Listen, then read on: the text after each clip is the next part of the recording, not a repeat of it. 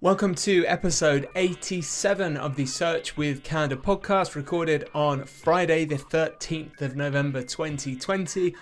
My name is Mark Williams-Cook, and today I'm going to be talking to you about some of the bugs in Google My Business reviews. We're going to be talking about the Google Page Experience update. We've got some more information on that when it's rolling out as a ranking signal next year, and some tips to make sure your e-commerce site is as good as it can be for Black Friday. Before we get going, I would love to tell you this podcast is sponsored by the very kind people at SiteBulb. SiteBulb is a desktop-based SEO auditing tool for Windows and Mac. If you've listened to this podcast before, you will know I like SiteBulb. I use SiteBulb. My agency uses SiteBulb. So it's not just something that they pay us to say nice things about them, because I have lots of nice things to say about them, and so do other people. This morning, just before we recorded this podcast, just said, who uses SiteBulb? What's your favorite thing about it on Twitter? Because I normally like to talk about one of their features.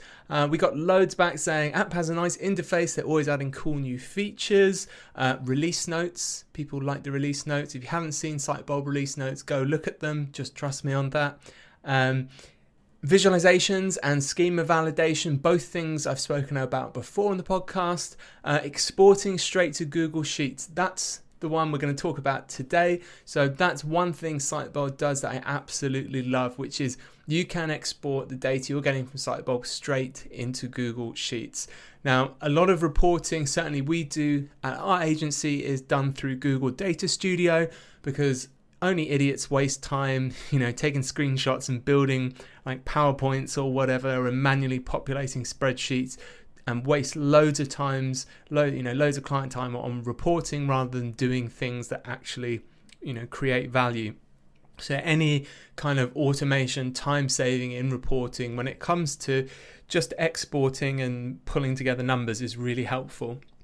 We do loads of stuff with Google Sheets now. I'll never be one to fully ditch Excel. It is really helpful for some of the larger data manipulation, but when it comes to using stuff like Google Data Studio, pulling together different data from different sources and putting it into reports, Sheets is where the data needs to be. So that's one amazing thing of SiteBulb. You can connect it directly, export this stuff to Google Sheets. So if you've got lists of like broken links or things you need actioned within a team, you can just export it directly, make sure everyone's got access, and you've immediately got the data in the right place you need it.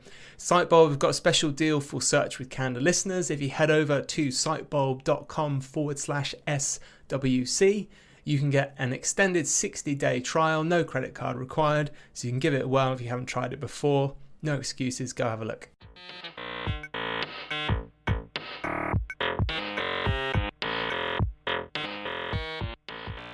I kind of like it when things break, especially at Google. Not because I like it when things aren't working, but because it does highlight how complex everything is and how difficult it is, even for one of these huge companies with lots of very talented people working at it, to keep all of their products working and functioning. It seems we are at the end now of the canonical and indexing issues. They all seem to be cleared up now. Everyone I've seen who was kind of posting screenshots of pages dropping out of the index, etc., that all seems to be corrected. However, I can bring you one new foible in Google's products, which is to do with Google My Business, and specifically Google My Business reviews. Now, the review system on Google My Business has always interested me, because I've always noticed personally that there is a delay between when I know somebody's left a review to when I can see that review in the back end of Google My Business versus when it's publicly published, and also when the number of reviews and the average rating updates. So I find it interesting because it gives you an idea of what's going on under the hood, behind the curtain there, in that these are obviously different systems. There's like an overall review, like star rating, counting number of review system that falls in sync with how many reviews there are. So it's not just kind of a couple of rows in a database, obviously, with so much data. But there is an issue at the moment, it appears, with Google reviews on Google My Business. So this was blogged about on the GatherUp website. So GatherUp itself is actually a customer experience review type product. And they've put a blog post up saying that since Tuesday, so that's the 11th of November, there appears to have been an issue with users leaving new reviews and them not being publicly viewable or accessible. So Google has confirmed that this is an issue and they're hoping it's going to be resolved over the next few days. GatherUp did some interesting data pulling to highlight this issue. So they pulled together the amount of new Google reviews that were being left on a daily basis for a large restaurant chain. So this was averaging between 800 and 1400 new reviews per day. And on the 11th of November, this dropped right down to what looks like around 50 new reviews, and then none on the following day, on the 12th. So that goes to show there is quite a wide scale issue there with new reviews. Again, like many of these Google issues that are affecting their products, there's not a lot you can directly do about it.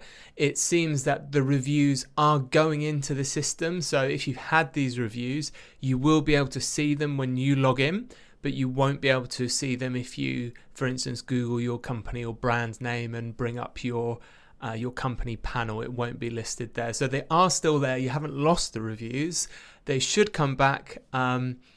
And Google's hoping that fix is going to take a few days. So if you've had customers leaving reviews, you maybe, as part of your process, hopefully that's part of your process when you're serving customers, selling them, whatever it is you sell them, serving them, that you've got this feedback loop where you're asking them to leave reviews.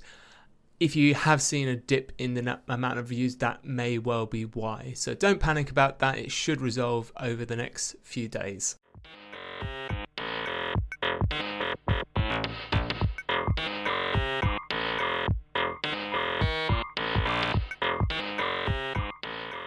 We've got some more news directly from Google about their new way to measure page experience. Well, it's not quite new. We've talked about it before. It was first announced in May when Google started talking about the core web vitals. We covered it a couple of times. If you look at the show notes, which are at search.withcanada.co.uk, you'll find a link to episode 63, where we talked through in detail about the core web vitals, what the specific metrics are, what those metrics mean, and how they're going to be used as ranking factors. So if you don't know much still about core web vitals, you haven't got around to learning about it, that's the place you need to be.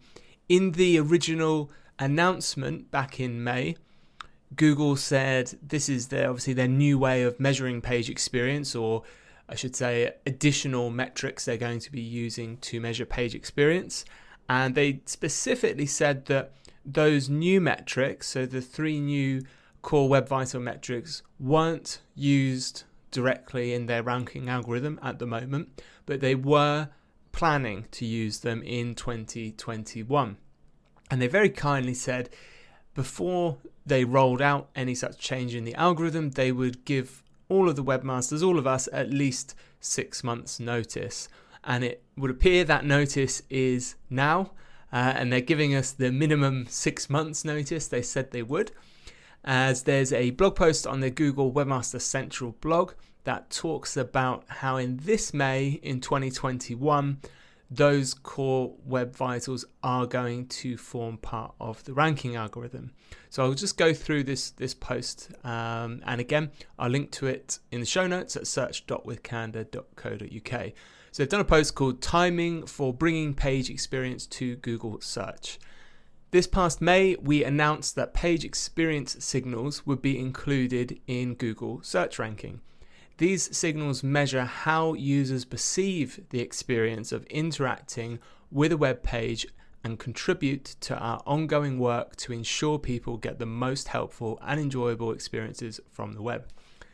An interesting point there that they talk about how people perceive the experience. So when SEOs, when web performance experts are dealing with things like site speed, it is important to know, as many people before me have pointed out, that site speed does not necessarily equate to performance and certainly not experience. So to give you the most basic example, you might have a page that takes, we'll say, 3 seconds to load, and if between 0 and 3 seconds the user doesn't see anything and then it all loads in suddenly at once at 3 seconds, the user might perceive that as a slower experience than if a page actually took 4 seconds to load, so a third longer, but after half a second maybe some of that content, some of that page started loading in, maybe the body content, the text, so they could start getting an idea, reading, getting their bearings as everything else loaded in.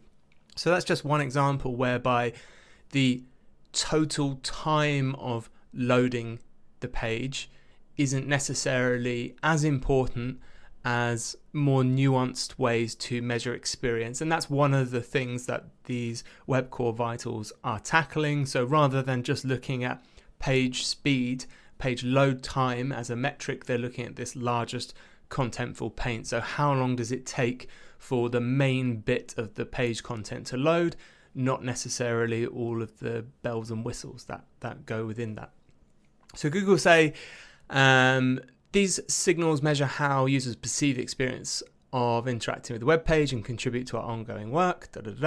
In the past several months, we've seen a median 70% increase in the number of users engaging with Lighthouse and page speed insights, and many site owners using Search Console's Core Web Vitals report to identify opportunities for improvement. Again, that's really interesting for me because that's a huge increase. So Google is quite good at motivating webmasters essentially to do what they want when it comes to development performance. Certainly we saw the same thing with HTTP and HTTPS. So Google was one of the major drivers, although SEO is in my opinion, a secondary consideration for why you'd want HTTPS. They certainly were a driving factor for web development SEO teams to go back to stakeholders, people that control the finance of these sites, and say, well, look, actually, it's a small part, but it is a ranking factor now. So this could help us among with other things to basically make more money. So those changes were happening, and I think we might see the same things here. And again, it's kind of on its head because, as anyone working the web will know, you improve this page experience anyway. You would expect better outcomes. You would expect higher conversion rates. You would expect better return from your ads. SEO is almost the secondary reason it is the secondary reason, in my opinion, to be doing these things. But again, SEOs have over the last decade got quite a stakehold now in lots of major sites. So adding this to their list of priorities has certainly helped, I think, over the last few years. So Google go on to say, today we're announcing that the page experience signals in ranking will roll out in May 2021. So this is saying from May 2021, these additional Core Web Vitals are going to be used as signals for page experience. So the existing signals, they've got a great image which we'll put in the blog post. As we know, currently include things like, is the site mobile friendly? Or I should say, is the page mobile friendly?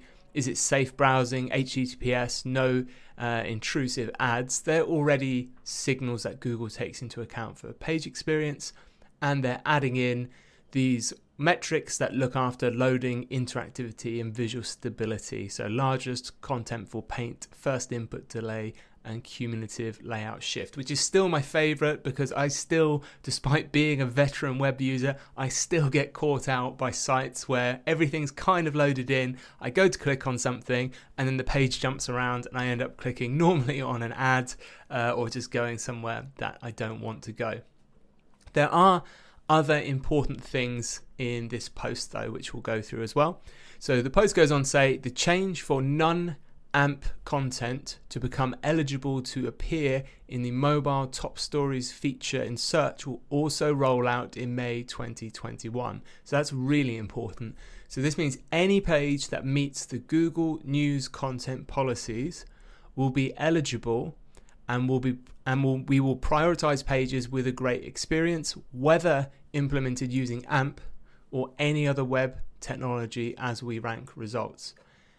In addition to the timing updates described above, we plan to test a visual indicator that highlights pages in search results that have a great page experience. So there's a lot to unpack there. So Google pushed hard on AMP for quite a while now, these accelerated mobile pages, this cut down fast to load format, met, as we've previously discussed, with quite a lot of pushback from the web and SEO community for all kinds of reasons, and some good reasons there.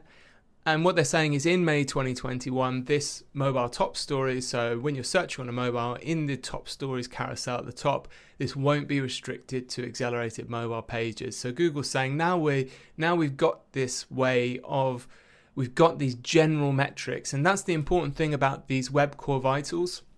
I've seen various criticisms of why they're using those metrics, but when you try and actually think yourself of what is a metric that you can use generically across any website to get an idea of the page experience, it becomes very difficult.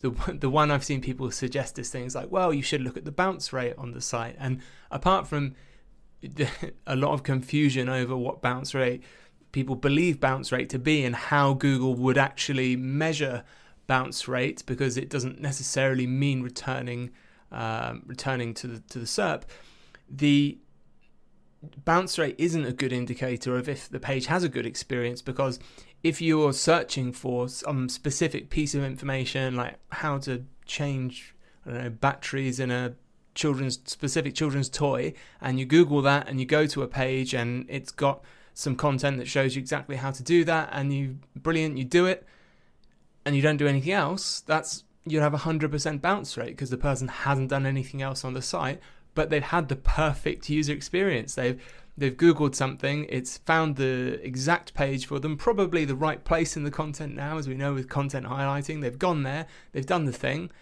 and what is the optimal bounce rate? There isn't a generic answer for that. So using these web core vitals is a way for them now to have this generic measurement of, is the page experience good? So they don't have to lean as heavily on, is the page AMP or is the page not AMP? So I think that's a really positive change for everyone. Certainly reduces, again, the bar in terms of development costs, things like that, for sites to appear in those results. The other thing they've mentioned there, as just an additional note, is this visual indicator that highlights pages in search results that have a great page experience. Now, that's something they're going to test. I'll be really interested to see how users do react to that, because it is annoying when Google does choose to rank a site that obviously is poor in terms of experience and speed, and you just end up abandoning it. So I'll be very interested to see how these labels will affect click-through rates in search, and therefore if it's yet another reason that you will want to make these changes. So not only improving conversion, increasing efficiency on your site, but actually getting the traffic in the first place, because if you're ranked number 1 but the number 2 ranking has this label saying it's basically a really good fast website, how's that going to impact the kind of paradigm of, well, I'm number 1 so I'll get more traffic.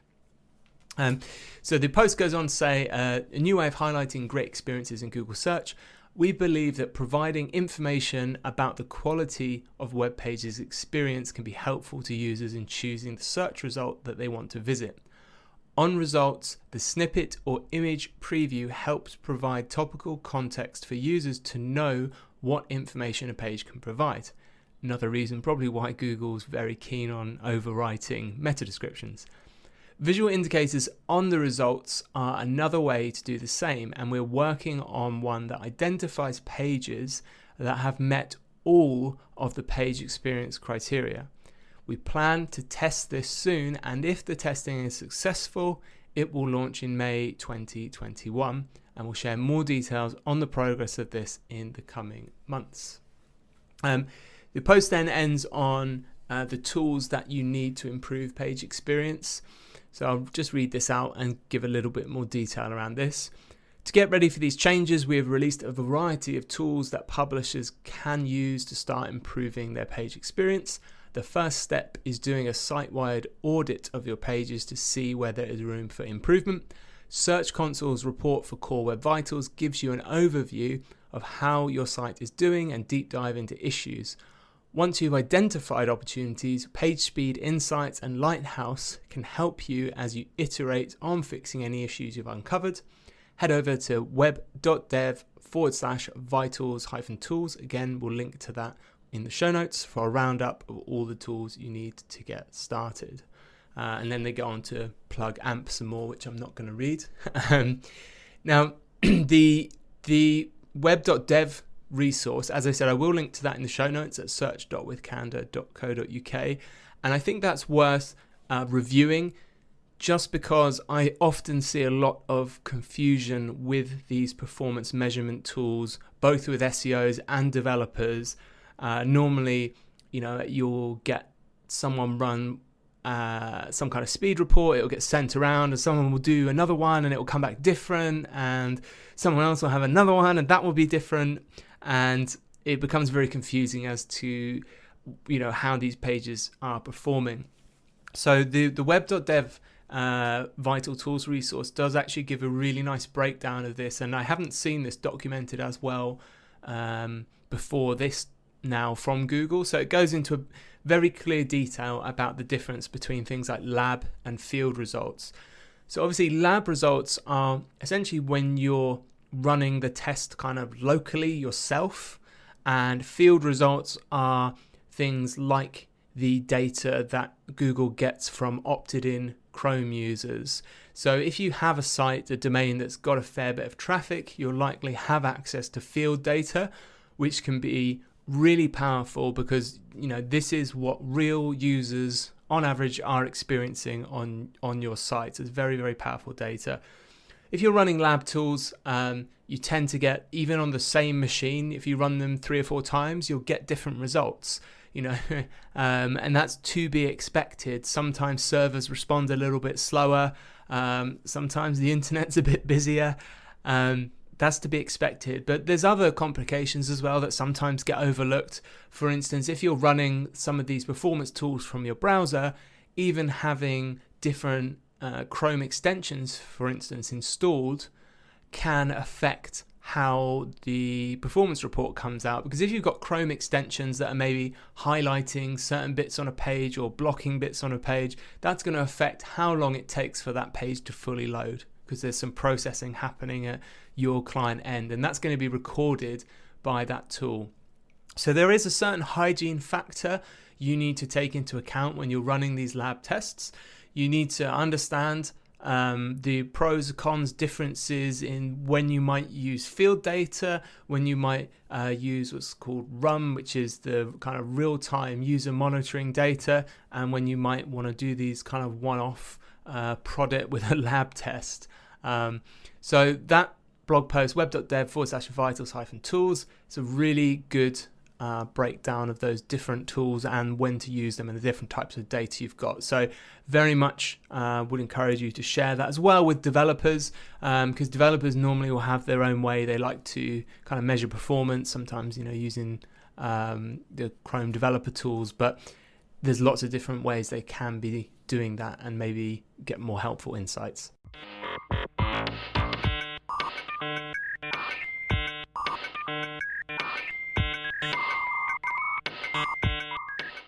Despite lockdowns, it's probably not escaped your notice that we are approaching peak season for e-commerce. So Black Friday, Cyber Monday, Christmas are all coming up. I imagine if you're working in ecom in-house, or you're an agency and you've got ecom clients, is something hopefully you've been planning for a while and probably scratching your collective chins a little bit about how things are going to be different this year, with Cyber Monday obviously being normally the biggest digital trading day and Black Friday itself obviously being huge, and how they're going to play together now with the high street being a lot quieter this year, and where that money's going to go and what it's going to look like. A few months ago we had Luke Carthy on the Search with Candour podcast. It was episode 56. We'll link to it in the show notes. And Luke, who's an e-commerce specialist, gave us some really good insights at the start of the lockdown. So this was back in kind of March, April time, about what e-commerce sites can do to help prepare them for these extended lockdowns, for the changing consumer behavior, and what the wins are they could get on their e-commerce site. And Luke, in his ever helpful fashion, has done a post giving some of his tips for high performance campaigns over Black Friday.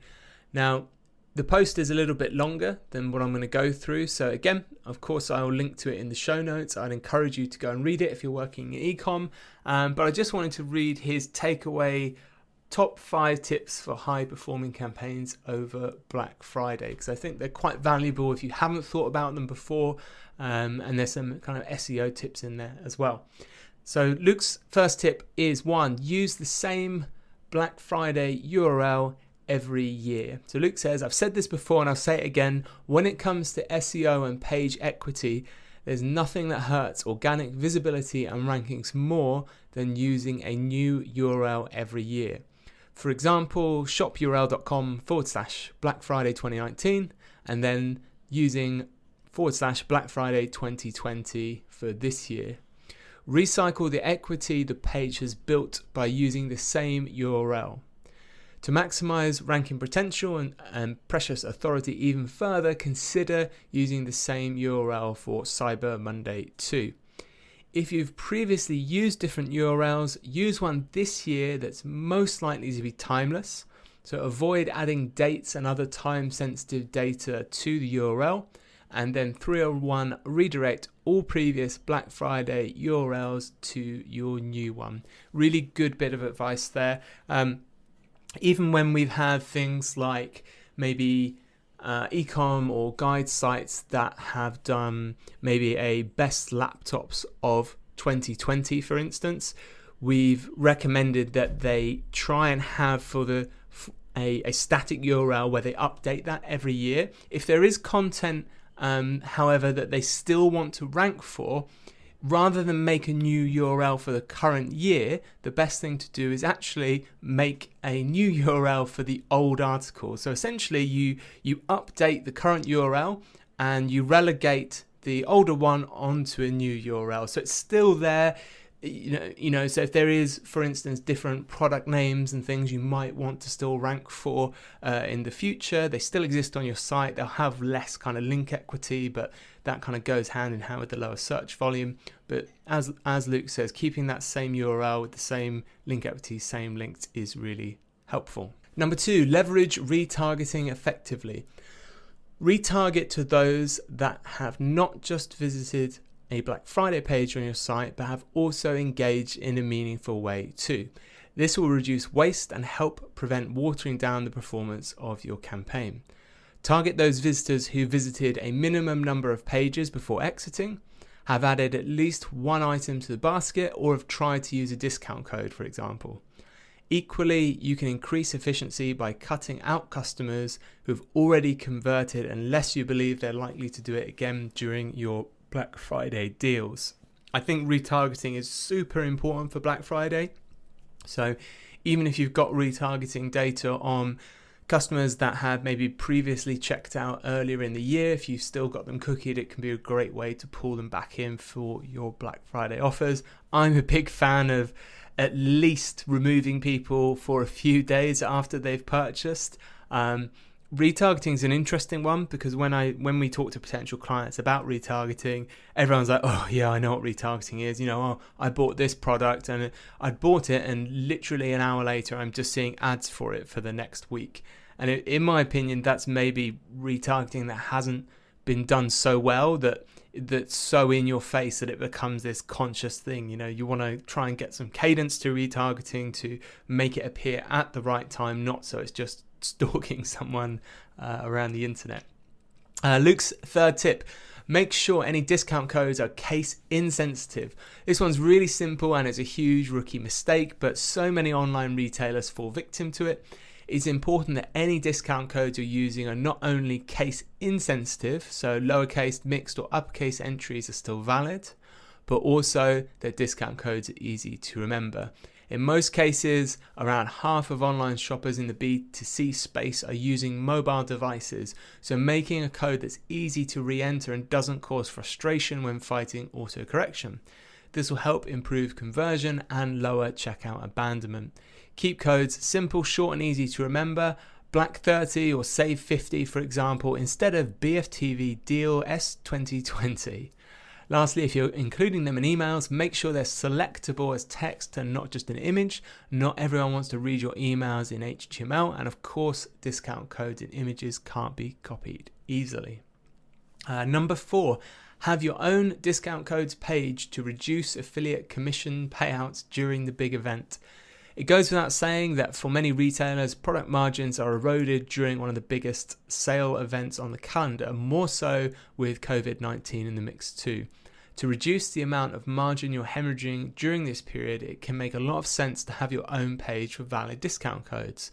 By having your own discount code page, you're reducing the amount of traffic that's going to affiliate websites like Hot UK Deals and My Voucher Codes, which often are taking a cut of your sale whether the code works or not.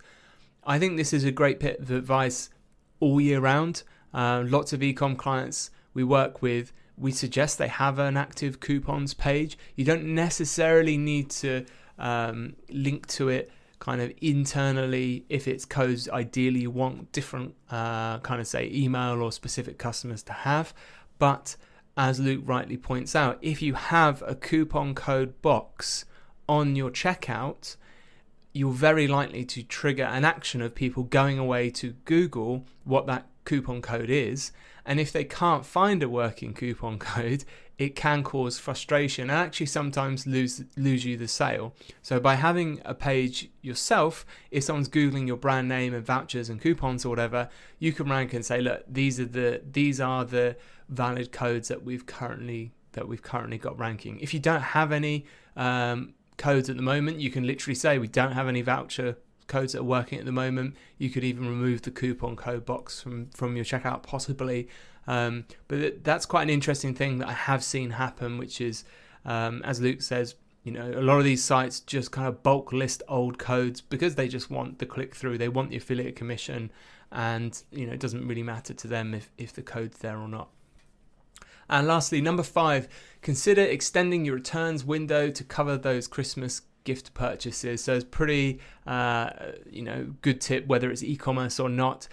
Luke says it's no secret that many people shop and buy items on Black Friday to give as Christmas gifts, so why not remove a potential blocker for your customers by extending the returns window of eligible items until late January. That way your customers can confidently browse and buy your deals, knowing if there are any issues, they've got until after Christmas to return or exchange it. Another brilliant tip, go read Luke's full blog post on Black Friday. He's got some examples of how some of the bigger brands have prepared as well, so there's lots to learn from there. That's everything we got time for this week. I've got some really exciting guests coming up over the next few weeks to get these people together in one place. I've got one recording scheduled for 11 p.m. GMT, but it's going to be worth it. We're going to have some really, really great people on the podcast soon going through and giving their insights. So please do subscribe, check back in, and have a great week. We'll be back next Monday, which will be the 23rd of November.